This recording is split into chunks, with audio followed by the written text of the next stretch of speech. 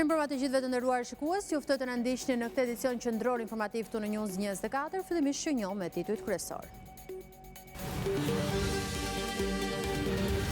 Flet votimi gjigante, kandidimi Ilir Metës e vota e diasporës, Celibashi numëron problemet. Krimet zgjedhore SPAK publikon në faqe linkun për denoncime nga qytetarët.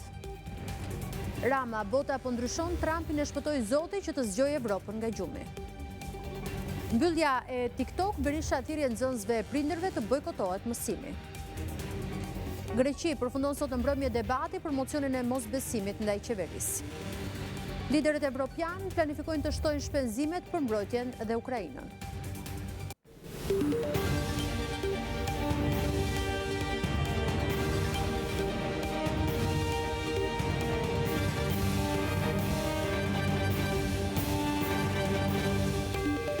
Jemi tani më gjërësisht. 2 muaj para zgjedhjeve, Komisioni Qendror i Zgjedhjeve po përballet me sfida në organizimin e tyre. Fleta e votimit dhe vota e diasporës janë 2 nga çështjet më të ndjeshme që kërkojnë zgjidhje. Në prag të zgjedhjeve parlamentare të 11 majit, Komisioni Qendror i Zgjedhjeve po përballet me disa sfida të rëndësishme në organizimin e procesit. Një nga shqetësimet kryesore është përmasa e fletës votimit. Për shkak të numrit të lartë të subjekteve dhe kandidatëve, fleta pritet të jetë gjigante. Kurse kemi prezantuar fletën e votimit për qarkun e Tiranës, ka probleme të administrimit të fletës së votimit nga një kuti votimi. Për të qenë sinqert, nuk po e mendojmë këtë skenar, nuk dua të jem hipokrit edhe të them që e kemi të llogaritur se si do të jetë ky rast. Në një konferencë me gazetarët, kryekomisioneri u pyet edhe për kandidimin e Ilir Metës, i cili aktualisht ndodhet në Burg. Celibashi theksoi se KQZ nuk mund të marrë një vendim në këtë fazë dhe se gjithçka do të varet nga dispozitat kushtetuese.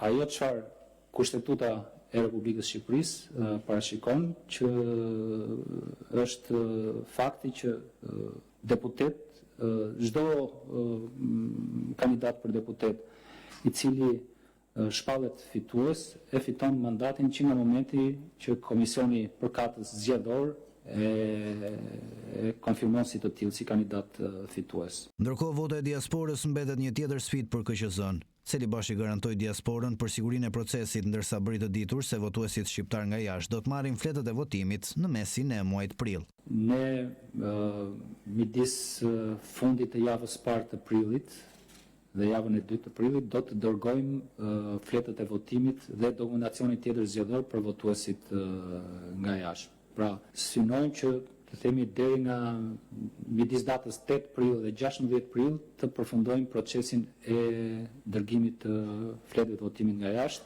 Numri më i lartë i kërkesave të miratuara është nga Italia me 91.223 qytetarë, e ndjekur nga Greqia me 68.223, Gjermania me 25.500, si dhe nga SBA-ja 20.653. Nga Britania e Madhe janë 17.227 kërkesa. Sipas Gjinisë, përqindjen më të lartë së të regjistruarve e kanë meshkujt me 212.982 kërkesa, ndërsa femrat janë 152.183. Celibashi shtoi se procesi i votës së diasporës do të kushtojë rreth 7.5 milionë euro, ndërsa bëri të qartë se procesi i regjistrimit është mbyllur dhe kush është refuzuar nuk do të ketë mundësi të votojë për zgjedhjet e 11 majit. 2 muaj përpara zgjedhjeve të 11 majit, në faqen zyrtare të SPAK është publikuar linku i emërtuar Denonco krimin zgjedhor, ku qytetarët mund të kallëzojnë deri tek zyrtarët më të lartë të shtetit nëse disponojnë të dhëna apo indicie për krime zgjedhore. Informacionet konsiderohen të natyrës informuese për SPAK, pasi kallëzime penale do konsiderohen vetëm ato që depozitohen në prokurori në formë të shkruar dhe në formë të rregullt procedurale. 2 muaj përpara zgjedhjeve të 11 majit, Prokuroria e Posaçme kërkon ndihmën e qytetarëve dhe organizatave jo qeveritare për të bashkëpunuar në luftën kundër krimeve zgjedhore. Në faqen zyrtare të SPAK është publikuar linku i emërtuar Denonco krimin zgjedhor, ku mund bëhet kallëzimi. Të dhënat janë konfidenciale dhe nuk mund shihen nga askush tjetër përveç Prokurorisë Posaçme. Pasi klikon Denonco krimin zgjedhor, duhen plotësuar të dhëna si emri dhe mbiemri, numri i telefonit dhe qendra e banimit. Më pas duhet të zgjidhet nëse po denoncon një grup kriminal apo organizat përfshirë në krim zgjedhor. Në platformë përfshihet edhe kategoria e zyrtarëve më të lartë që mund të denoncohen nëse dispononi të dhëna, duke nisur nga Presidenti i Republikës, Kryetari i Parlamentit, Kryeministri dhe ministrat, gjyqtarët, deputetët deri tek drejtues të institucioneve qendrore dhe të pavarura. Në fund mund të bashkëngjisni si prova edhe dokumente dhe fotografi. Informacionet e marra nëpërmjet platformës së denoncimeve konsiderohen të natyrës informuese. Ndërkohë kallëzime penale do konsiderohen vetëm ato që depozitohen në prokurori në formë të shkruar dhe në formë të rregullt procedurale. Prokurorët detyrohen që të marrin vendime dhe të njoftojnë kallëzuesin vetëm për këto kallëzime penale. Plani i masave të SPAK për goditjen e krimit elektoral para dhe gjatë zgjedhjeve parlamentare të 11 majit, i firmosur nga kreu i SPAK Altin Dumani, parashikon ngritjen e një task force që do të përbëhet nga një strukturë qendrore dhe grupet hetimore të dedikuara në terren që do të kryejnë veprime hetimore. Task force do të ketë një periudhë funksionimi që do të vijojë për 3 muaj me radhë nga muaji shkurt i 2025-s deri në muajin maj 2025 kur do të zhvillohen zgjedhjet parlamentare. Kryeministri Edi Rama ka mbledhur prej disa orësh kabinetin qeveritar dhe kryesinë e grupit parlamentar socialist, takim që do të vijojë edhe nesër. Mbledhja përkon me periudhën e hartimit të listës së kandidatëve për deputet. Ergjys Gjençaj do të na informojë për më shumë detaje. Ergjys, të përshëndes, çfarë të dhënash kemi nga brenda mbledhjes? Daliana, mirëmbrëma. Prej orës 14 vijon ende mbledhja informale drejtuar nga kryeministri Edi Rama, një herësh kryetari i Partisë Socialiste. Në mbledhjet në të cilën marrin pjesë ministrat e kabinetit qeveritare, po ashtu edhe drejtuesit politik në qarqe të Partisë Socialiste, fokusi vendoset tek përgatitjet e kësaj force politike në funksion të zgjedhjeve parlamentare të 11 majit. Është diskutuar për sa i përket pikave kryesore të programit politik elektoral me të cilën Partia Socialiste do të dalë në fushatën elektorale në funksion të kësaj gare politike, përballjes politike të 11 majit, cilat do të jenë pikat kryesore, po diskutohen në këtë mbledhje informale. Do diskutohet për sa i përket dhe kanë vijuar diskutimet mbi objektivat e Partisë Socialiste në këtë fushatë elektorale, ku do të përmenden arritjet e qeverisjes Rama, zhvillimet, projektet zhvillimore të përfunduara e po ashtu edhe projektet e rëndësishme të cilat do të zbatohen në vijim. Ndërkohë që ka bërë dhe një analizë e kabinetit qeveritar, punës së kryer deri më tani, projektet e ndryshme, pra ka shkaluar në sit çdo dikaster dhe titullar dikasteri. Një moment i rëndësishme i përgatitjes së Partisë Socialiste për zgjedhjet parlamentare të 11 majit janë edhe listat e kandidatëve për deputet. Mësohet se drejtuesit politik në qarqe do të depozitojnë listën paraprake të hartuar prej tyre të kandidatëve për deputet, e cila më pas do t'i nënshtrohet analizës dhe vendimarrjes së kryesisë së Partisë Socialiste në një moment të dytë. Pritet që të kemi një mbledhje të kryesisë socialiste fillim javën e ardhshme, pra në prag të afatit të zyrtar të dorëzimit të listave të kandidatëve për deputet në Komisionin Qendror i Zgjedhjeve, afat i cili përfundon më datën 12 mars. Janë ditë rëndësishme decizive për sa i përket kësaj liste të kandidatëve për deputet për Partinë Socialiste. Është afati 12 mars i cili duhet respektuar si nga Partia Socialiste, por edhe nga partitë e tjera, por po flasim për Partinë Socialiste, nisur nga fakti që po raportojnë pikërisht mbi këto zhvillime të kësaj force politike. Mbledhja ende nuk ka përfunduar, do të ketë një vijim edhe ditën e nesërme, pra pasi kemi një takim informal, bëhet fjalë për një takim informal 2 ditor, por nuk pritet të kemi një deklarat për shtyp qoftë ditën e sotme, por po ashtu nuk pritet të kemi një qendrim zyrtar, një deklarat për mediat edhe ditën e nesërme. Gjithsesi mbetet për të parë, ne do të vijojmë të ndjekim këtë takim informal të llojit rit të drejtuar nga kryeministri i vendit Edi Rama, njërësh kryetari i Partisë Socialiste, i cili zhvillohet këtu në pallatin e brigadave. Ergjys, falenderoj për të gjithë raportimin tënd. Përshëndes. Faleminderit ju. Vjome të tjera informacione, gjatë ceremonisë së ndarjes së çmimit Kardi i Madh, kryeministri Rama foli sërish për reformën në drejtësi, për të cilën tha se nuk është e përsosur. Rama u ndal në ndryshimet që po ndodhin sot në botë dhe vendimet të vështira me të cilat përballet Europa. Sipas tij, zoti e shpëtoi Trumpin jo për të bërë Amerikën të madhe, por për të zgjuar edhe Europën. Me ambicien për të integruar Shqipërinë në Bashkimin Evropian brenda vitit 2030, kryeministri Edi Rama është i qartë në qëndrimin e tij kur thotë se nuk ka plan B, vetëse ulja në një tryez me Europën. Dhe pse jam kaq i fiksuar për ta çuar Shqipërinë në BE, derisa ne të shkojmë në BE, ka gjëra që nuk do të jenë të sigurta. Ndaj kur më pyesin ç'plan B ka Shqipëria, i them që nuk ka plan B, përkundrejt lirive individuale. Dhe nëse doni të negocioni lirinë tuaj, atëherë hiqni dorë nga BE. Nuk ka plan B kundrejt shtetit të së drejtës dhe të qeni të barabartë para ligjit. Barazia para ligjit garantohet vetëm nëse je pjesë e BE-s. Gjatë ceremonisë së ndarjes së çmimit Karl Prejs, Karli i Madh, kreu i qeverisë, foli sërish për reformën në drejtësi, për të cilën thotë se nuk është e përsosur. Nuk është e përsosur. Ka mjaft disavantazhe, por hera parë në histori që kemi njerëz, politikanë të fuqishëm, që shkojnë para një prokurori e një gjyqtari të pavarur. Kur s'ka ndodhur, qysh nga 1912-a, deri kur finalizuam reformën në drejtësi, kur s'kishim parë një ministër apo individ të profilit të lartë të lidhur me pushtetin politik të çohej para gjykatës, e jo më të dënohej.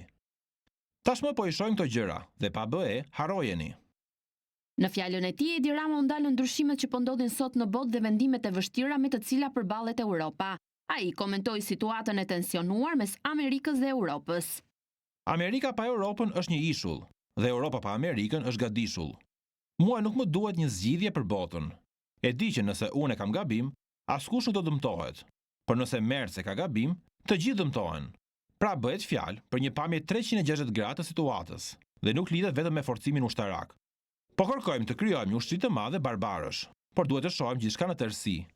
Është me rëndësi të fokusohemi ushtarakisht, por diplomacia dhe korridoret e reja të dialogut janë të rëndësishme. Europa ka më pak miq sot, sa më përpara agresionit rus. Por pse kjo? Dhe nuk po flasim për Rusinë. Ndoshta Zoti i shpëton jetën Donald Trump, jo vetëm për ta bërë Amerikën të madhe sërish, por edhe për të zgjuar Europën. Kryetari i Partisë Demokratike Sali Berisha u kërkon nxënësve të bojkotojnë orën e parë të mësimit të hënës si përgjigje ndaj vendimit të qeverisë Rama për mbylljen e TikTokut. Protestën e 15 marsit Berisha e cilësoi një protestë kundër censurës dhe fjalës së lirë. Kreu i Partisë Demokratike Sali Berisha ju bëri thirrje të rinjve që ditën e hënë të bojkotojnë orën e parë të mësimit në shenjë proteste, pas vendimit të qeverisë për të bllokuar TikTokun. Të filloni grevat. Dhe greva juaj është të bojkotoni mësimet që ditën e hanë, për shembull orën e parë do të ishte gjë madhështore që të mungoni sa më shumë. Gjatë konferencës për mediat, Berisha përsëriti se 15 marsi për Partinë Demokratike dhe shqiptarët do të jetë protestë kombëtare. Protesta e nxënësve, studentëve dhe trive para kryeministrisë me datën 15 do të jetë protesta më e bukur, më madhështore që ka njohur pa Shqipëria gjerë sot. Duke komentuar ngritjen e korporatës së investimeve, Berisha hodhi akuzat të shumta ndaj drejtuesës së saj Elira Kokona, e cila, siç tha në kundërshtim me ligjin, është duke dhënë miqëra apo shitur prona shtetërore që duhet u kthehen pronarëve. Në momentin kur një pronë shtetërore tjetërsohet, i kalon pronarit në kundërshtim me kushtetutën, e cila shpall të drejtën e pronës, të drejtë të pacenueshme. Edi Rama ka gjetur një pëllumbesh me cilën tjetërson çdo pronë shtetërore.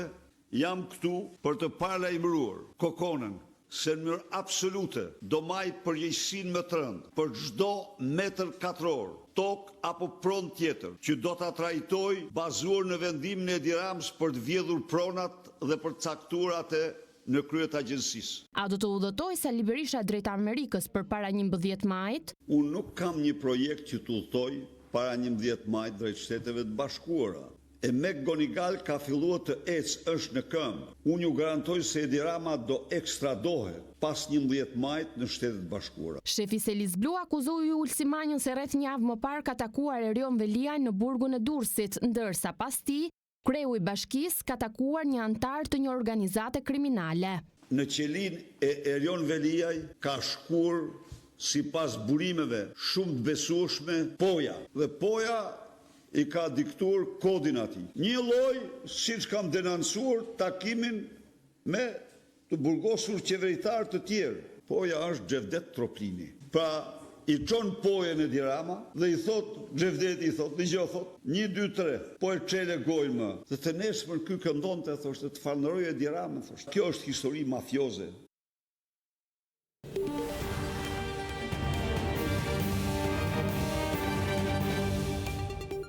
Vëmë të tjera lajme, gjykata e posaçme apelit për korrupsionin dhe krimin e organizuar ka lënë në fuqi vendimin për sekuestrimin e një prej vilave në pronësi të Albina Mançka, ish bashkëshortja ish zëvendës kryeministit Arben Ahmetaj. Vila në Palas ishte regjistruar në emër të Elda Dinaj, shoqja e Mançkës. Ahmetaj ka kundërshtuar në të gjitha shkallët e gjyqësorit vendimin e GKK-s për sekuestrimin e 2 vilave në Hamallaj dhe në Palas. Sekuestrimi i vilave shkoi në gjykatën e lartë, e cila ktheu në apel shqyrtimin e çështjes nga një tjetër trup gjykuese, por gjyqtarja Saida Dollani ka lënë në fuqi vendimin e sekuestrove. Arben Ahmetaj është nën hetim nga SPAK për 4 akuza, ato të shpërdorimit të detyrës, korrupsionit, pastrimit të parave dhe përfitimit të paligjshëm të interesave. Aktualisht ai ndodhet në Arrati.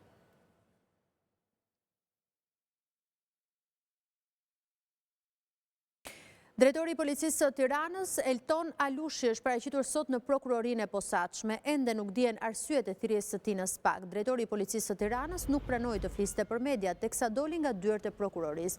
Elton Alushi mban detyrën e kryepolicit të Tiranës prej nëntorit 2024 pas largimit nga detyrat të Tonin Vocajt.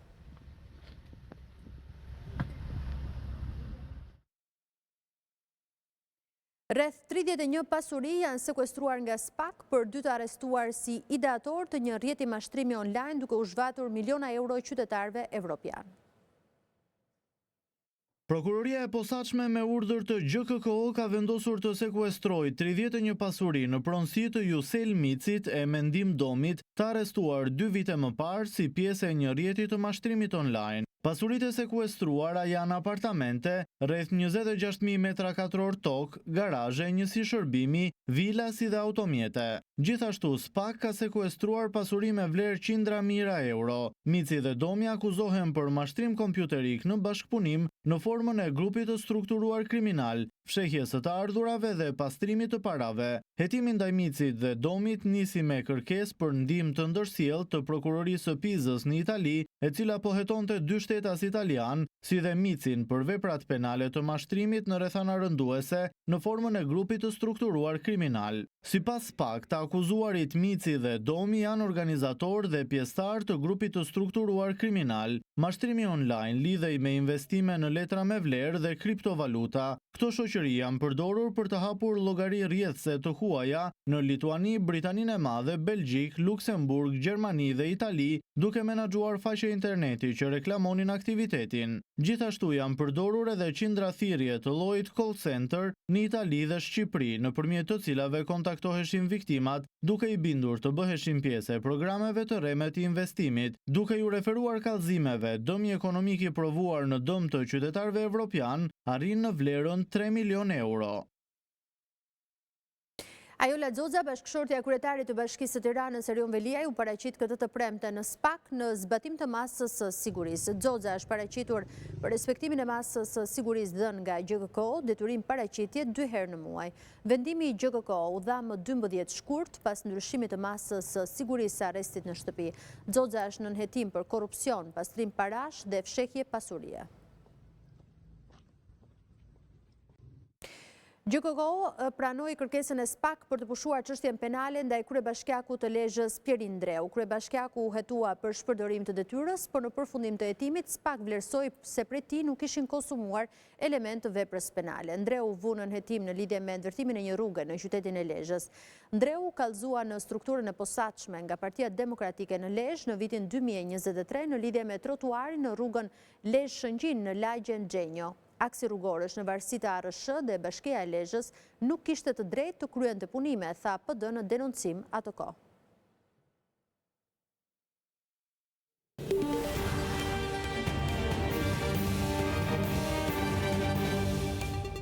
Ndryshëm temën e informacioneve, sot është dita e mësuesit, një festë në nderim të figurës së mësuesit dhe kontributit të tij në edukimin e brezave të rinj. 7 marsi, me aktivitetet, mesazhet, lulet, por edhe dhuratat që janë bërë traditë prej vitesh, është dita për të shprehur mirënjohjen dhe falënderimin ndaj mësuesve që mësojnë dhe frymëzojnë nxënësit për të ndjekur ëndrat e tyre. Në Mbarvendin festohet sot 7 marsi, e njohur si dita e mësuesit, një datë kjo simbolike për të vlerësuar punën dhe kujdesin e mësuesve shqiptar në mosimbdhënie dhe në përgatitjen e brezit të ri. Këtë ditë në të gjitha shkollat mësimi zhvillohet i reduktuar për t'u lënë hapësirë aktiviteteve në nderimin e figurës së mësuesit. Me lulje në duar, kartolina dhe dhurata, nxënësit përcjellin për mësuesit mesazhe urimi dhe falënderimi. Në festën e 7 marsit nuk mungojnë as prindërit, të cilët njëjë si nxënësit janë mirënjohës për edukimin e fëmijëve të tyre. Çdo 7 mars është ditë e veçantë reflektimi dhe mirënjohjeje për sakrificat dhe për kushtimin e mësuesve, të cilët përveç dijes që përcjellin, formojnë vlera dhe i drejtojnë nxënësit në rrugën e suksesit. Mësuesit janë ata që ju mësojnë nxënësve jo vetëm lëndet e shkollës, por edhe mësimet e jetës, i ndihmojnë që të kuptojnë botën përreth dhe ju japin forcën për të përballur sfidat. Kryeministri Rama me anë të një postimi përcolli mesazhin e tij për 7 marsin. Ai shkruan se është mirënjohës për mësuesit që me durimin dhe përkushtimin mbjellin dhe kultivojnë farën e dijes tek fëmijët e Shqipërisë dhe ju urojnë atyre festën. Edhe ministri i Arsimit Ogerta Manasirliu ka uruar këtë ditë të shënuar me anë të një statusi në Facebook, në të cilin shpreh mirënjohjen për punën e mirë të mësuesit. Me durimin dhe përkushtimin mbjellim dhe kultivojmë farën e dijes tek fëmijët tan. Ju uroj gëzuar 7 marsin, shkruan Manastirliu. Më 7 mars 1887 u çel mësonjtoria shqipe në Korçë dhe më pas u vijua me hapjen e shkollave shqipe në qytete të tjera të vendit. Që nga kjo ditë, mësonjtoria e parë hyri në histori si pionerja e arsimit kombëtar dhe në çdo 7 mars nderohen kontribuesit më të mëdhenj në edukimin e brezave. Në festën e 7 marsit, Kryeministri Rama ka vlerësuar disa prej arsimtarëve më të dalluar në Shqipëri. Kreu i qeverisë premtoi rritje pagash për mësuesit duke nisur nga 1.000 euro, ndërsa theksoi rolin negativ të rrjeteve sociale në formimin e fëmijëve. Me rastin e festës së mësuesit, Kryeministri Rama vlerësoi disa prej arsimtarëve më të dalluar në Shqipëri, ndërsa të gjithëve u premtoi rritje pagash në nivelet e 1.000 euroshit. Leta ngrej dorën kush ka menduar që në vitin 2024 ju do kishit pagën mesatare 950 euro. Dhe sigurisht që ambicia jonë është për ta çuar pagën mesatare të mësuesve përtej 1.000 eurove pa diskutim. Pas njoftimit të mbylljes së TikTokut, kryeministri u foli arsimtarëve për sfidën që teknologjia paraqet për ta, ndërsa e quajti telefonin si mjet çedukues. Ju jeni në luftë me një mësues tjetër që është në fakt çmësues, çmësuesi që rri në xhepin apo në çantën e fëmijëve, e nxënësve dhe që në mënyrë të vazhdueshme i nxit përmes rrjeteve sociale, e kam fjalën, që të bëjnë krejt kundërtën asaj që ju kërkoni. Kryeministri u zotua për zhvillimin e sistemit arsimor nëpërmjet rishikimit të kurikulave arsimore dhe programeve të posaçme, siç është Arti dhe Zejet dhe Ferma në shkollë. Në kuadër të 7 marsit, Presidenti i Republikës Bayram Begaj ka zhvilluar një pritje të veçantë me mësuesit në pension. Me rastin e 7 marsit, Presidenti i Republikës Bayram Begaj organizoi një pritje me mësuesit në pension, duke vlerësuar kontributin e tyre për arsimin e brezave ndër vite. Kjo festë e bukur në nderim të njerëzve fisnik, që kanë shërbyer shpeshherë si model frymëzimi për urtësinë dhe dedikimin, duhet jetë edhe një ditë reflektimi për angazhimin ton për të vlerësuar dhe mbështetur mësuesin në shoqëri. Duke i referuar ndryshimeve në teknologji, Begaj e vlerësoi këtë si një mundësi të re për arsimin, por shtoi se asgjë nuk e zëvendëson bashkëjetesën njerëzore të nxënësit me mësuesin. Një algoritëm mund të analizojë të dhëna më shpejt, por nuk mund të frymëzojë një fëmijë të ndërrojë. Mësuesi është dhe mbetet faktori kyç në arsimim. Ai është ura mes dijes dhe formimit të karakterit. Përballë sfidave të reja me të cilat përballet shoqëria, presidenti theksoi faktin se mësuesi është dhe do të mbetet një figurë model, teksa i këshilloi të ushtrojnë me përgjegjësi misionin e tyre në shërbim të brezave të ardhshëm. Le të ndjekim mesazhin e kryetares së Kuvendit Elisa Spiropali me rastin e kësaj dite të shënuar për arsimtarët. Thënia e Konfucit, vlera e mësuesit dhe pesha e qiellit janë të pamatshme, është një mësim universal për gjitha kohrat. Mësuesit nuk janë thjesht profesionistë, por misionar, cilët mbi të gjitha motivojnë e frymëzojnë. Prandaj ne nuk kursehemi dhe nuk do të kursehemi të rrisim siç dhe kemi rritur pagat e mësuesve, Të përmirësojmë, siç edhe kemi përmirësuar kushtet në shkollat e në çdo qytet e fshat të vendit. Të vazhdojmë të rrisë investimet për arsimin, shkollimin, edukimin qytetar dhe formimin shkencor. Mësuesit e kthejnë këtë investim me përkushtimin, talentin dhe dashurinë e tyre për vajzat dhe djemtë e Shqipërisë. Si shërbeu 40 vite në arsim në disa cikle studimore për një mësuese nga Shkodra, ky është 7 marsi i fundit që feston mes nxënësve të gjimnazit 28 nëntori pasi del në pension.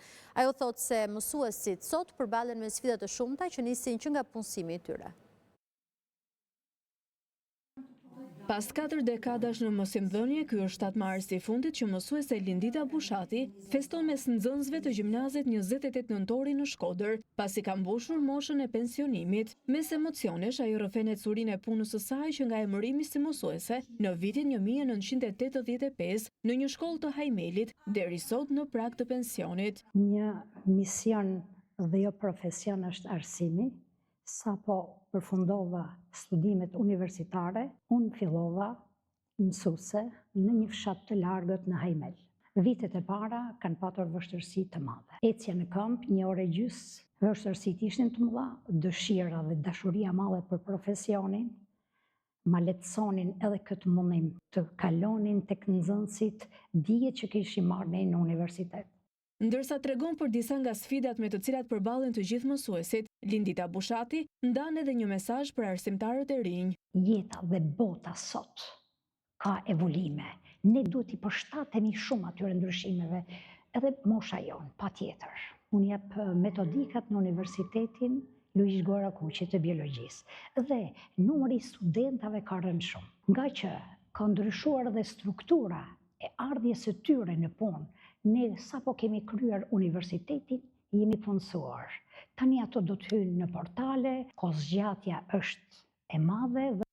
Mësuese Lindita Bushati në 40 vite punë mësoi me 10 breza në lëndën e biologjisë, ndërsa jep kontributin e saj edhe në përgatitjen e mësuesve të rinj në Universitetin Luish Gora Kuqi. Për disa vite u emërua edhe në zyrën vendore të arsimit në Shkodër për të rikthyer sërish në bankat e shkollës.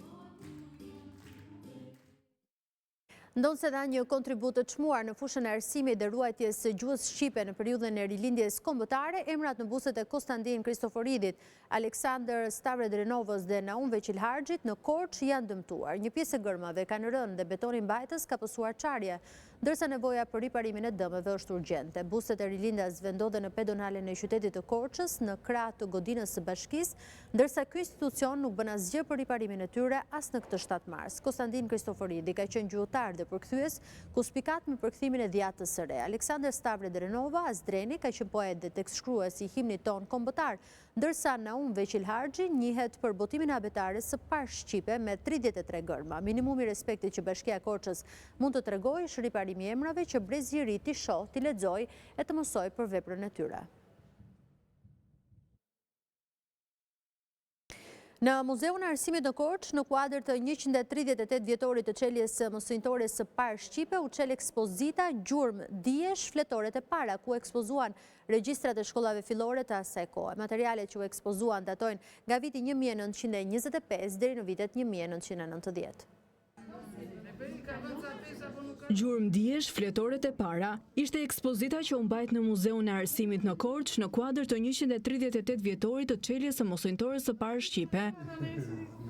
Koleksioni i kësaj ekspozite paraqet historinë e arsimit në qytetin e Korçës, ku përveç fletoreve u ekspozuan edhe regjistrat e shkollave fillore të asaj kohe. Koleksionisti Mirgen Shambli thotë se materialet që u ekspozuan datojnë nga viti 1925 deri në vitet 1990. Po, me rastin e 138 vjetorit të shkollës së parë shqipe, kam krijuar një koleksion me fletoret e vjetra në vite, që datojnë nga vitet 25 deri në vitet 90. Mile fletoria e parë që është në 25 investon 100 vjetorin. Koleksioni i fletoreve është, në themi, mbi 200 fletore. Këtu janë 30-40 fletore janë ekspozuar sot. Gjithashtu përveç fletoreve kam krijuar edhe një kartolinë me tematikë me emisionin e 100 vjetorit të mësimtores së parë shqipe, të cilën e ka emetuar Posta Shqiptare. Në një nga regjistrat e shkollës së vajzave, ndodhet edhe fletoria e jetës së shkollës, që daton në vitet 1867 para mësimtores së parë shqipe. Në një nga regjistrat e shkollës fillore femërore, ndodhet edhe fletorja e jetës së shkollës, e cila daton në vitin 1867, do të thotë që daton para mësojnëtores së parë shqipe, një shkollë e dhuruar nga filantropi Anastas Lakçe, ishte një shkollë kur mësonin, ishte shkollë mikse, kur mësonin vajzat dhe djemt. Kjo ekspozitur mirëprit nga studiues, historian, arsimtar dhe qytetar të shumt.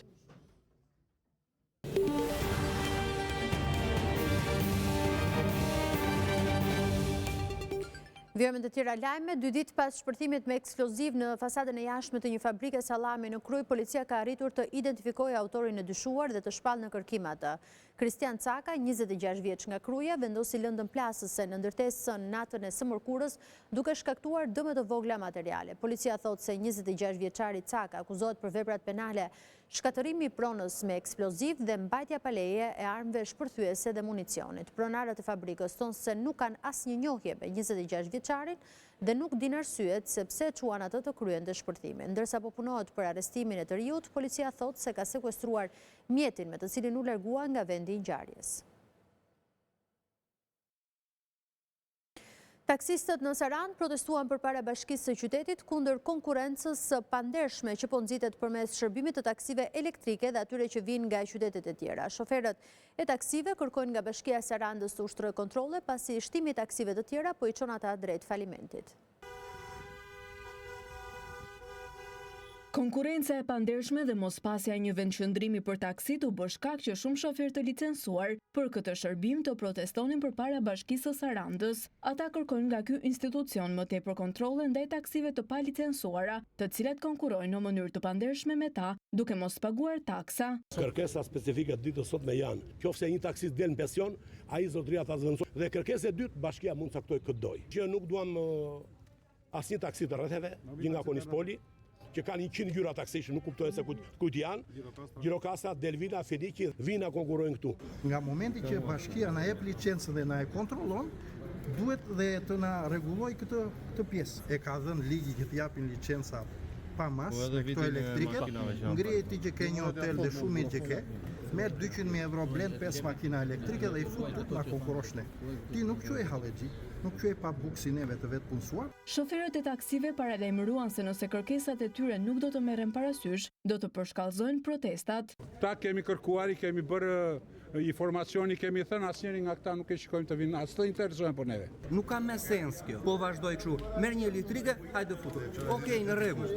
Atëherë i bie për 10 vjet se kryetarët ndrojnë, i bie për 10 vjet këtu të jetë 500 taksive. Qyteti taksive. Kjo është hera e tretë që shoferët e taksive në Sarandë protestojnë, ndërsa bashkia nuk ka dhënë asnjë deklaratë zyrtare lidhur me kërkesat e tyre.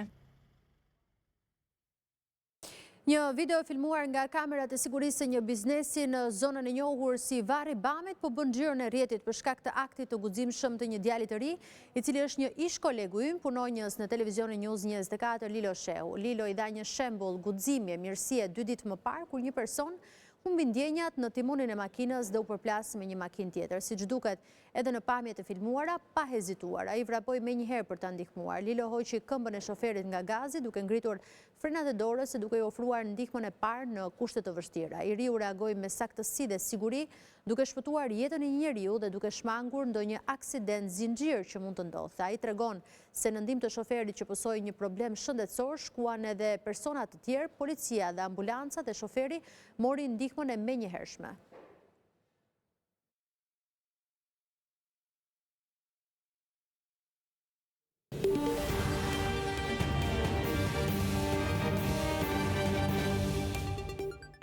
Me rastin e muajit të shenjtë të Ramazanit, Ambasada e Mbretërisë së Arabisë Saudite në Tiranë ka shtruar një iftar. Në fjalën e tij, ambasadori i shkëlqësia e tij Faisal Gazi Hivzi uroi besimtarët. Me rastin e muajit të shenjtë të Ramazanit, Ambasada e Mbretërisë së Arabisë Saudite në Tiranë ka shtruar një iftar. Në fjalën e tij, ambasadori i shkëlqësia e tij Faisal Gazi Hivzi uroi besimtarët. Speaking Arabic, okay. Duke ju uruar muajin e shenjtë të Ramazanit, falenderoj stafin e ambasadës për organizimin dhe një përshëndetje të veçantë për mbretin e Arabisë dhe princin e Kurorës, duke ju lutur Allahut t'ju jap shëndet e begati vendit të tyre. Përshëndes dhe uroj popullin mik të Shqipërisë me rastin e muajit të shenjtë të Ramazanit, duke ju lutur Allahut të madhëruar t'ua pranoj agjërimin dhe sakrificën e tyre në këtë muaj të begat. Klerik të lartë përfshirë kryegjyshin botror të Bektashinëve, Haxhi Dede Edmund Brahimaj, si përmarrës e personazhe të jetës publike shqiptare ishin të pranishëm dhe uruan ambasadorin dhe popullin shqiptar për muajin e shenjtë. Me këtë rast i lutem Allahut që sakrificat e besimtarve qofshin të shpërblyera në këtë muaj të mirësisë e të mëshirës. Ambasada e Mbretërisë Arabisë Saudite është e përfshirë edhe në nisma humanitare, duke përcjellë besimin e thellë te rëndësia e solidaritetit human dhe përpjekjet për të ndihmuar të varfrit, frymëzuar nga parimet e Islamit dhe vlerat njerëzore.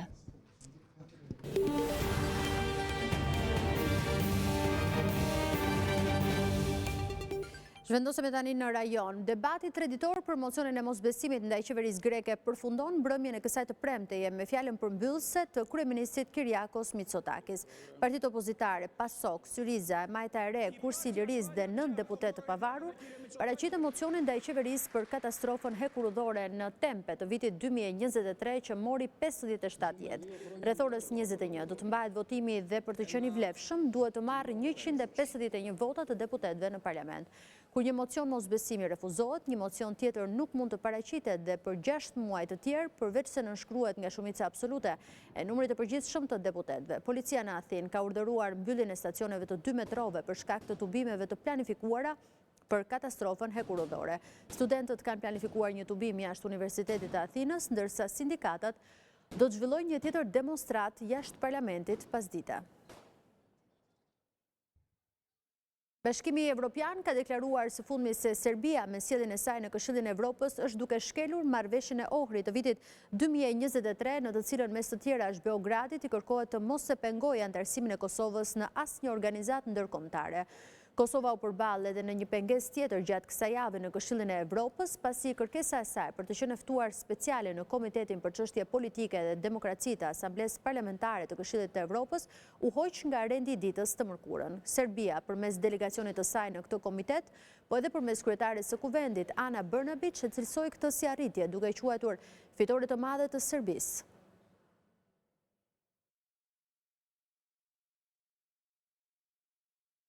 Liderët evropian kanë mbështetur planet për të shpenzuar më shumë për mbrojtjen dhe për të vijuar mbështetjen ndaj Ukrainës gjatë takimit të tyre emergjent në Bruksel. Bisedimet u zhvilluan në kushtet kur administrata e presidentit Donald Trump ka sinjalizuar se Evropa duhet të garantojë sigurinë e saj dhe ka pezulluar ndihmën për Kievin. Udhëheqësit europian kanë mbështetur planet për të shpenzuar më shumë për mbrojtjen dhe për të vazhduar të qëndrojnë pranë Ukrainës. Samiti i mbrojtjes i Bashkimit Evropian në Bruksel u zhvillua mes shqetësimeve se Rusia, duke marrë guximin nga lufta e saj në Ukrainë, mund të sulmojë më pas një vend të Bashkimit Evropian dhe se Europa nuk mund të mbështetet më tek SBA-ja për t'i ardhur në ndihmë, shkruan Reuters.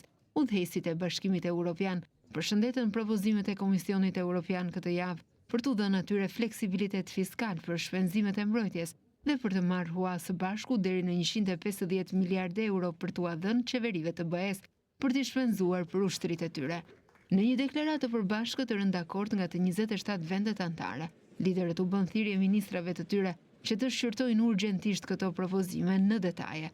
Europa duhet ta marrë këtë sfidë, këtë garë armatimi dhe duhet ta fitojë atë, tha kryeministri polak Donald Tusk në një samit të posaçëm të mbrojtjes në Bruksel.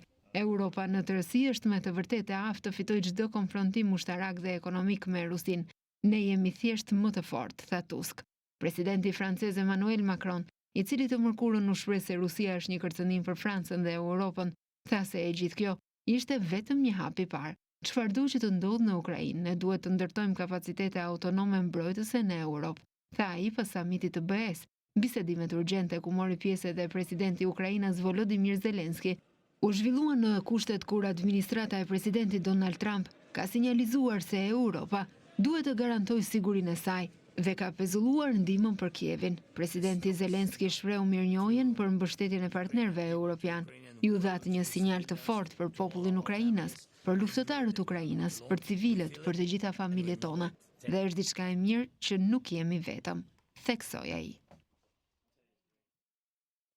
Kryeministri i Hungarisë Viktor Orban shprehur se mënyra se si BE-ja dëshiron të mbështesë Ukrainën tani, duke rritur gjithashtu shpenzimet e mbrojtjes për Evropën, do ta shkatëronte Evropën. Orban theksoi se anëtarësimi i Ukrainës në BE do të thotë se Evropa do të rënohej.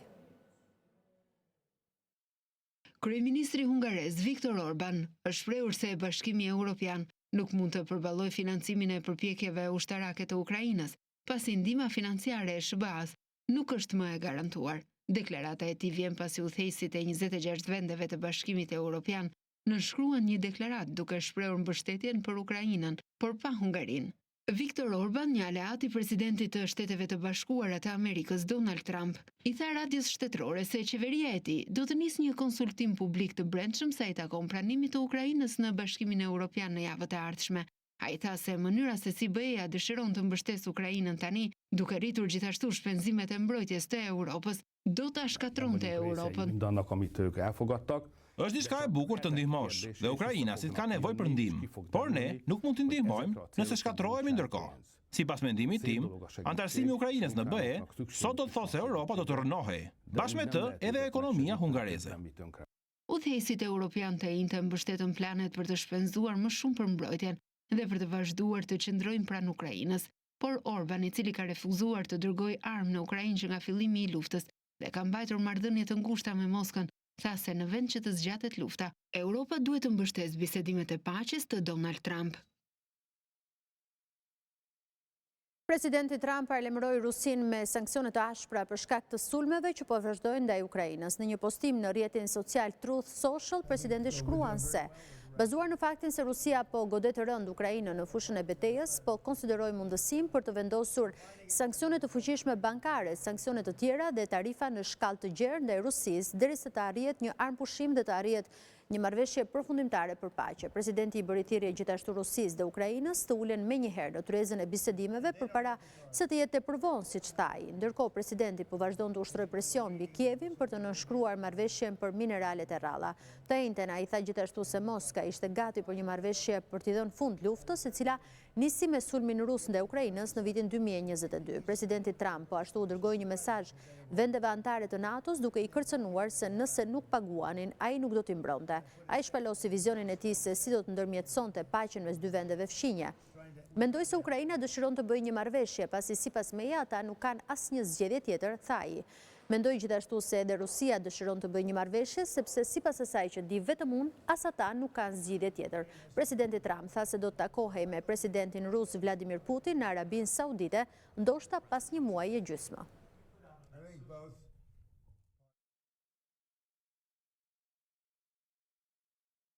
Mirë, nga informacionet nga bota do të shkojmë tani live në Kamës, aty ku kreu i PD Sali Berisha po organizon një takim atje. Ndjekim. Të Partisë Demokratike në qendër dhe në Kamës, kandidat të kësaj partie për deputet të Kamës dhe kryeqytetit i dashur Zoti Mediu, të dashur miq të pranishëm në këtë takim, në një ditë nderimi, në një ditë do të thosha edhe më shumë se nderimi, të mësueses, mësuesit, të kontributit tyre, të përpjekjeve të tyre, të mëdha në fushën e dijes, të edukimit qytetar, të atletarish, por dhe njerëz që sot përballen me vështirësi të mëdha dhe të pamerituara. Sot ne nderojmë këtë ditë ndërojmë figurën e mësuesit dhe mësuesit në një kohë që nuk e meritonim kur këtë gjë.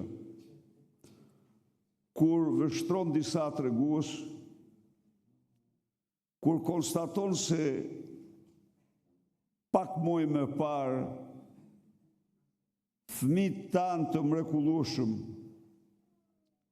renditën të fundit në botë për mendimin kreativ në testin e cilësisë, kur kujton se arsimi ynë në cilësi nga një ngjitje vertikale që pati në vitet 2007-2014 pësoj një rënje dramatike vertikale, një rënje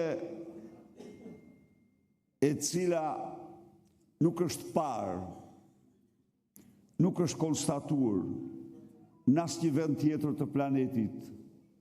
Një rënje me 69 pikë në njërin prej shkencave më themelore të njeriu dhe njerëzimit, që është matematika. Këto tregues nuk janë rastësor. Këto tregues janë dëshmi e një rrokullisje të madhe të sistemit të arsimit në këto vite të narkodiktaturës, të narkoshtetit. Në rast se kthehemi së bashku mbrapa, në vitet 2013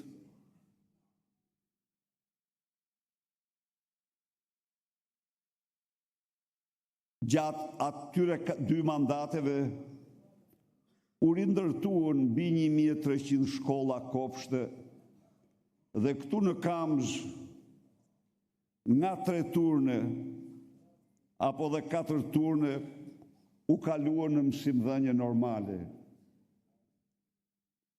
Në Kamzh dhe në Shqipëri,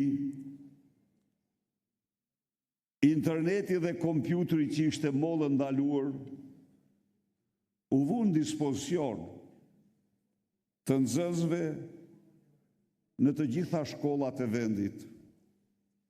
Nga 48 shkolla që ishin në vitin 2005 me internet dhe laborator informatike, 24 me 940 kompjuter gjithsejt, 24.500 kompjuter u ndanë në të gjitha shkollat e vendit. U krijuan laboratorët e informatikës në shumicën ndërmuese apo të gjitha shkollat e mesme. Por mbi të gjitha, të jemi këtu, ne vendosëm mësuesin në pjedestalin që meritonte. Rrogat e tyre u rriten më shumë se të gjitha rrogat tjera. Shqipëria në piramidën e rrogave vendosi mësuesit në 1/3 e epërme të saj. Nuk janë kaq shumë vende që e kanë atë pozicion për pagat e mësuesve.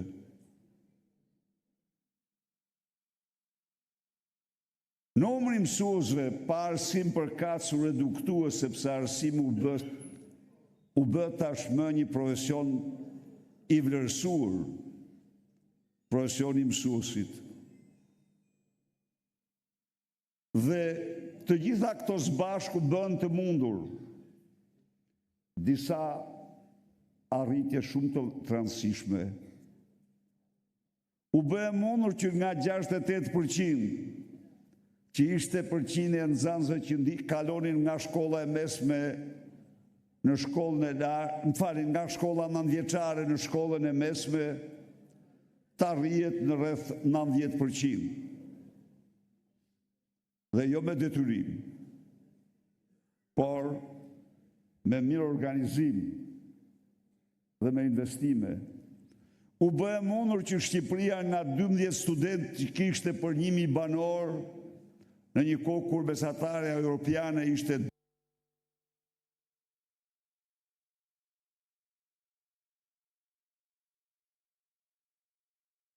43 student, të kalonte në 50 student për 1.000 banor. U bë e mundur një ngjitje vertikale në testin e PISA-s. Pra, u arritën, u shënuan arritjet e para serioze. U shumuan programet me qindra. Shëndodhi këto vite. Këto vite janë mbyllur 760 shkolla. Këto vite numri studentëve ka rënë me mbi 60.000. Këto vite ka ndodhur ajo ose është regjistruar ajo që ndofta s'është regjistruar ndonjëherë në tërë historinë tonë mirëvjeçare. Një qytet, një qendër e banuar si Kolonja, si Erseka, ka patur në vitin 2023 vetëm një lindje. Në vitin 2030, në klasën e parë të këtij qyteti, ulet vetëm një voglush. Kombi nuk është goditur kurrë në materien e tij, në qenien e tij, nga asnjë pushtim, nga asnjë pushtues, nga asnjë fatkeqësi natyrore, nga asnjë luftë, siç është goditur këto 12 vite të qeverisjes së një njeriu i cili ka patur mision shkatrimin e këtij kombi. Ka patur si mision dhe ka shkatrimin e këtij kombi. Edi Rama përbën ndofta antishqiptarin më të zi të historisë.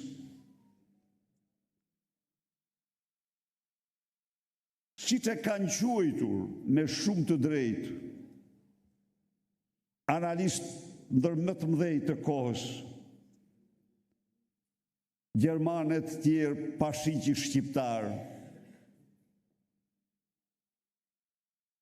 Këtë gjëm që i bëri Shqipërisë me politikat e tij e shoqëroi me thikat të tmerrshme pas shpinë e Kosovës. Një vend vlla gjaku, një vend që u bëj pavarur sepse qëndroi i pamposhtur nga pushtuesit më të egër. Pas ardhjes tij në pushtet, përballet me një presion të egër midis Tiranës dhe Beogradit. Në fakt, jo vetëm që ndaloi procesin e normalizimit të marrëdhënieve midis Prishtinës dhe Beogradit, por mori anën e Beogradit, vuri sanksione Kosovës i pari, vuri sanksione Kosovës me urdhër anti-shqiptar. Pra, kjo që pësojnë Shqipëria dhe shqiptarët me Edi Ramën është e pa shembull në tërë historinë. Unë e kam përjetuar diktaturën komuniste dhe unë e di se 10 mijëra shqiptarë u ekzekutuan për fjalën e lirë, për mendimin e lirë, për dignitetin njerëzor. 10 mijëra tjera të tjerë u internuan,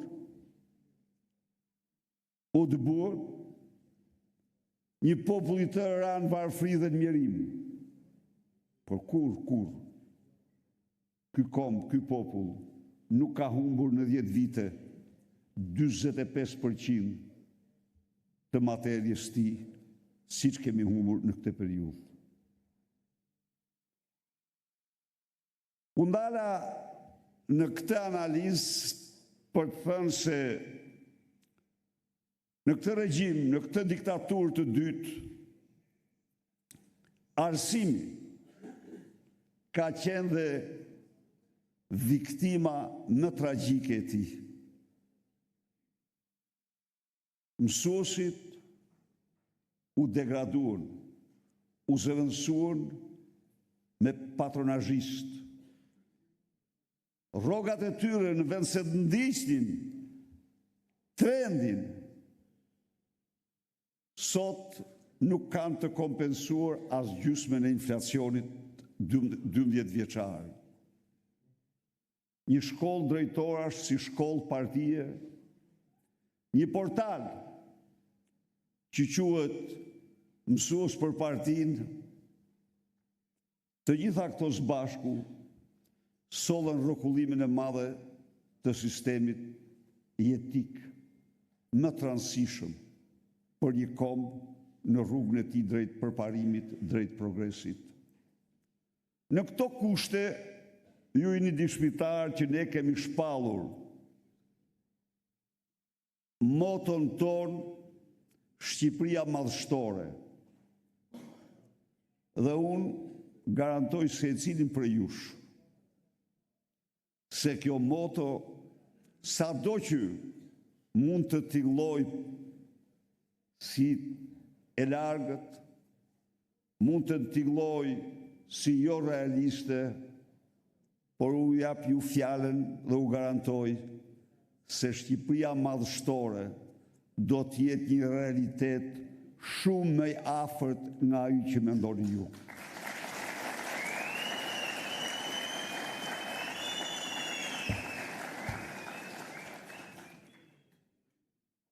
Shqipëria madhështore është dhe do jetë parasgjithash projekti i burrave dhe grave që duan në Shqipëri. Që sakrifikojnë për Shqipërinë, që i besojnë Shqipërisë. Shqipëria madhështore është vendi të cilit natyra dhe Zoti i kanë dhënë pasurit më prallore për të ngritur në zenitin e madhështisë në zhvillimin e saj. Shqipëria madhështore është vendi në të cilin mund të prodhohet kudo dhe çdo gjë. Është vendi në të cilin rezervat natyrore të gjithanshme janë të jashtëzakonshme, janë botërore. Rezervat energjetike janë të jashtëzakonshme. Shqipëria madhështore është vendi në të cilin kur nuk mund të ishin këto rroga dhe pensione.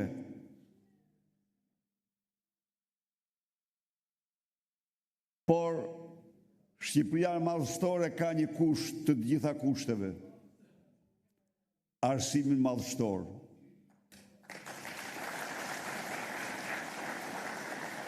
Ëndra e madhe e shqiptarëve për një Shqipëri madhështore nuk mund të realizohet pa një arsim madhështor, pa transformim në thellë të arsimit. Shqipëria madhështore nuk mund të jetë Shqipëria e njerëzve që numërojnë kafshatën. Nuk mund të jetë Shqipëria e smurëve që zblejnë dot ilaçet.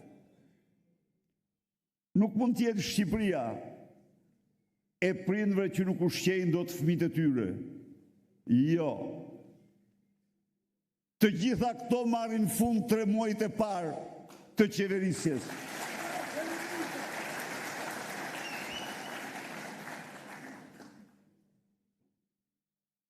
Shqiptar, pas 3 muajt e parë të qeverisjes që provon varfëri ekstreme, nuk ka dhe nuk do të ketë. Paketa jonë është paket asgjësuese për varfërinë ekstreme. Shqipëria madhështore është Shqipëria e arsimit madhështor, në të cilin mësuesi dhe mësuesja do të jenë në pjedestalin e nderit që u takon atyre për misionin e madh që kanë.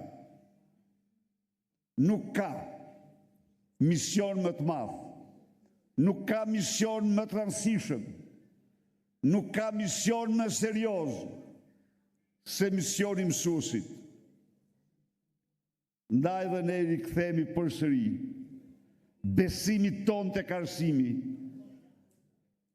Ne rikthehemi përsëri trajtimit dinjitos të mësuesit dhe mësuesës në Shqipëri.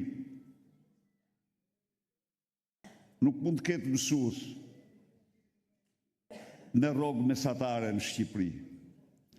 Në qoftë se rroga mesatare në Shqipëri do jetë 1200 euro, e mësuesit do të jetë mbi mesataren. Për këtë ju garantoj unë ju. E pedagogu do jetë qartësisht mbi mesataren. Pra, do i rikthehemi me forcën më të madhe trajtimit merituar të mësuesit dhe mësuesit. Do të dyfishojmë buxhetin për arsimin, kombis ka asgjë më serioze se shkollimin. Sot, buxheti për arsimin është një buxhet qesharak. E premtoj 5%, asa e premtoj, sot është 2,45%. Buxheti për shkencën në Shqipëri për kërkimin shkencor është 57 herë më i ulët se sa mesatarja e vendeve anëtare të OSBE-s. Është inekzistent. Dhe tani, kryetari i shkencës në Shqipëri u vetë shpall Edi Rama. Krijoi Këshillin Shkencor Kombëtar të kryesuar nga kryeministri. Ju garantoj që diktatori i Koreas Veriut nuk është kryetari i Këshillit Shkencor të Koreas. I ka të gjitha, po këtë nuk ka marrë të funksion. Siç e merr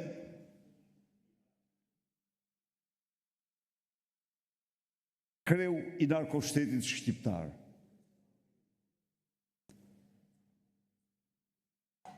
Investimi për shkencën, për arsimin e lartë, do të shumë fishohet. nga 11.000 pedagog dhe asistent që kishte vendin vitin 2013, sot janë përgjysmur. Kanik. Kanë mbetur 6.000. A kishte goditje randë shumë? A kishte mundësi që ata të qëndronin pavarësisht se mund të binte numri student? Po, kishte shumë mundësi. Sepse ne kemi raportin pedagog-student e kemi të papranueshëm. Dhe atë ne duhet ta përmirësonim. Por alternative vetme për ta mbeti largimin nga Shqipëria. Së fundi, para një viti, goditi profesionet e lira për të shpartalluar plotësisht stresin e mesme të vendit. Pra, ne qëndrojmë për një arsim madhështor dhe ju garantoj ju se jo vetëm buxhetet sipas arsimit universitar, kërkimi shkencor, do të 2-3 fishohen. Por programet të tjera, zhvillimi, përpjekjet tjera të mëdha, do bën që arsimi dhe shkenca t'i prinë përpjekjeve të shqiptarëve për Shqipërinë madhështore.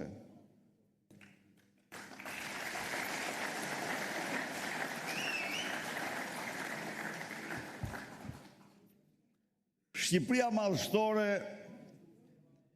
i ka zënë në befasi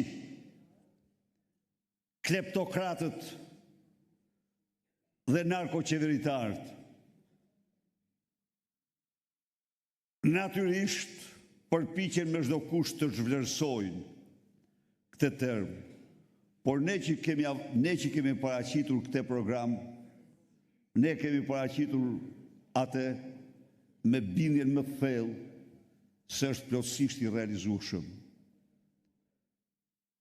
E kemi paraqitur atë me bindjen më të thellë sepse ishte për shqiptarët madhështi, kalimi nga njerëzit më të varfër, nga kombi në grupin e kombeve më të ardhura të ulta, në kalimin grupin e kombeve më të ardhura të mesme të larta.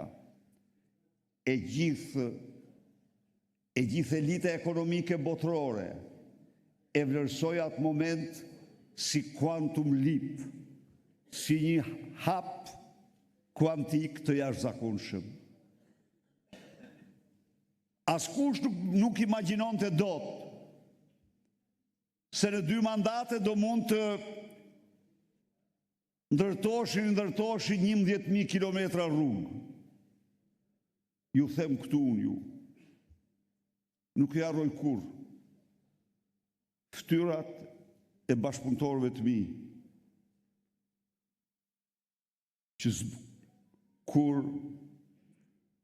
kemi deklaruar se do ndërtojmë rrugën e kombit, qoftë me vath dhe me byzylyke, ata janë zbehur. Ka patur prej tyre që janë zbehur. Por ne ndërtuam 2-3 herë më shumë se ata që shpallen. Po, dhe nuk i ndërtuam me vath dhe byzylyk, po i ndërtuam me parat tuaja, taksat tuaja. Ato i përdorëm për të bashkuar kombin. Shqipëria nga vendi më i pasigurt u bë anëtare e NATO-s. Unë besoj se kjo ishte një akt madhështie për vendin më të pasigurt, që kishte provuar të gjitha pushtimet në kohra. Nga vendi që kishte gjithsejt 4.8%, të penetrimit internetit në shoqëri kaloi në 63%.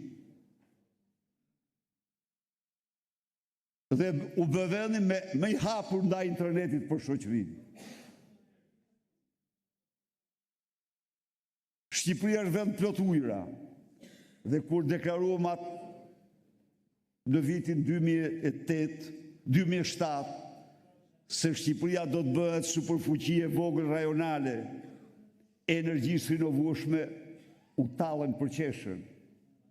Por në fakt Shqipëria sot është eksportuese e energjisë rinovueshme. Dhe janë edhe qindra hidrocentrale tjera për të ndërtuar. Por miqtë e mi, a kemi ne drejt të themi se Shqipëria do të jetë madhështore në prodhimin e energjisë? Ju garantoj se brenda një mandati. Se nga jugu, në thellësitë e Alpeve, qeveria do të financojë instalimin e paneleve diellore në të gjitha çatit e Shqipërisë.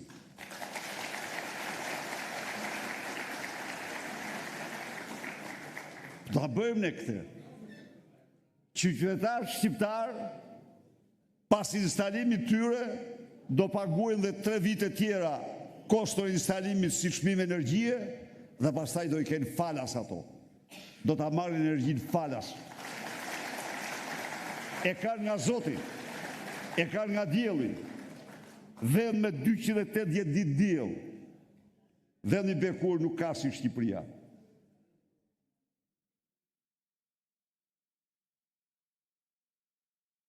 Burime tjera energjetike disponohet në këtë vend. Ndaj dhe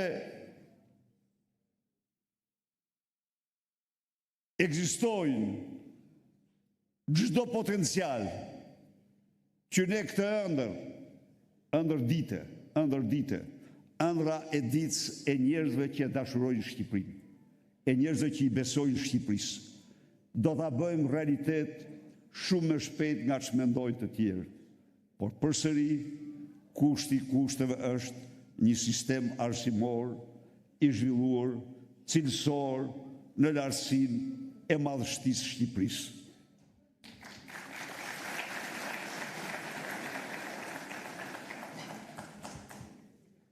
Dhe dashur miq, 11 maj ndan histori, ndan epokën. Me 11 maj çdo shqiptar dhe shqiptar që ushqen jejat më minimale të dashurisë ndaj këtij vendi, i jep me votën e tij ndërshkimin e merituar kësaj narkokrature, këtij regjimi, dhe firmos për Shqipërinë madhështore. Këtë vit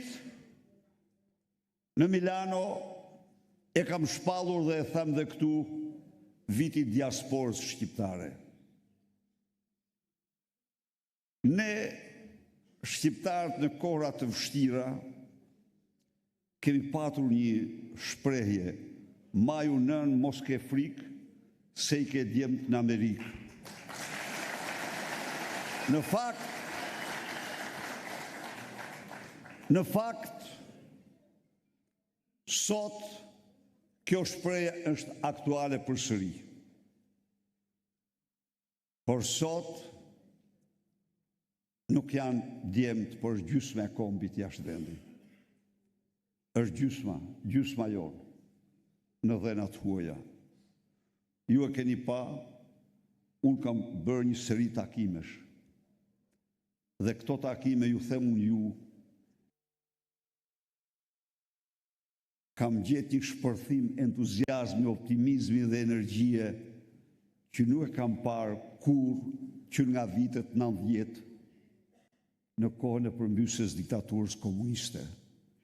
Pra, regjimi Edi Ramës është i denuar në mënyrë përfundimtare nga kombi shqiptar, kësaj here të themi më shumë se nga kushdo tjetër, nga gjysmë e lirë e kombit që jeton në dhëna tjera. Dhe unë jam sot këtu para jush, për të zotuar, në emër tuaj dhe para jush, se Shqipëria madhështore do t'jetë edhe vepër e tyre, se mundi djersa investimet djenit e tyre do jenë promotor kryesor i projektit më të madh, më të bukur, që ka njohur Shqipëria ndonjëherë, projektit të Shqipërisë madhështore. Dhe se qeveria ashme do bëjë gjithçka që ata të rikthehen me investimet e tyre, me miqtë e tyre, dhe të investojnë në Shqipëri, ëndrrën e tyre, ëndrrën shqiptare. Qeveria ashme do të bëjë gjithçka për të mbrojtur gjuhën, për të mbajtur gjallë gjuhën dhe kulturën shqiptare, kudo që ndodhen, nga Afrika e Jugut në Polën e Veriut, nga Alaska në skajnë tjetër të dheut. Shqiptarët do të kenë pas 11 majt një qeveri e cila do të bëjë gjithçka për mbështetjen e tyre.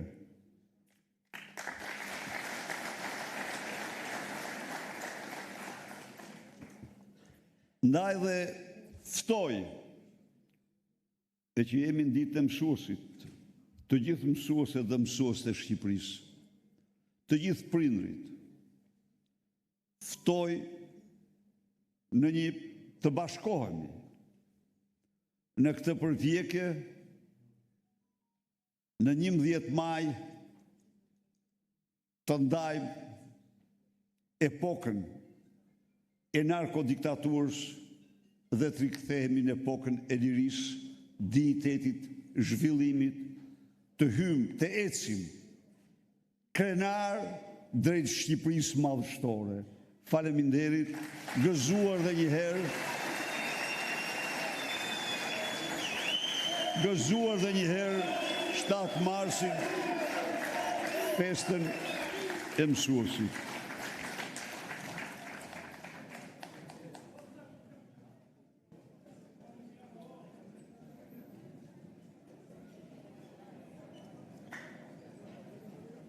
Faleminderit të gjithëve për pjesëmarrjen në këtë takim shumë të rëndësishëm.